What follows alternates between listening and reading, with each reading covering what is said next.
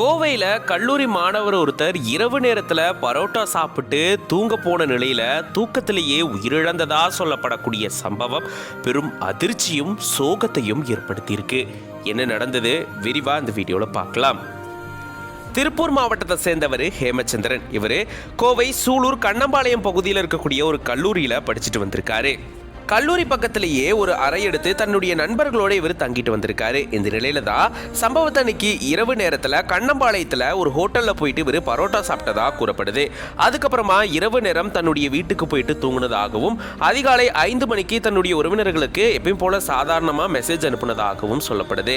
அதை தொடர்ந்து மறுபடியும் மாணவர் ஹேமச்சந்திரன் தூங்க போனதாகவும் காலையில் 7 மணிக்கு கல்லூரிக்கு போறதுக்காக மாணவர்கள் அவரை எழுப்பும் பொழுதுதான் ஹேமச்சந்திரன் அசைவு இல்லாமல் தூங்கினதா கூறப்படுது. உடனடியா அவரை மீட்டு பாப்பம்பட்டியில் இருக்கக்கூடிய ஒரு மருத்துவமனையில் சேர்த்திருந்திருக்காங்க. அங்க இவரை பரிசோதனை செஞ்சு பார்த்த மருத்துவர்கள் ஹேமச்சந்திரன் உயிரிழந்துட்டதா தெரிவிச்சிருக்காங்க.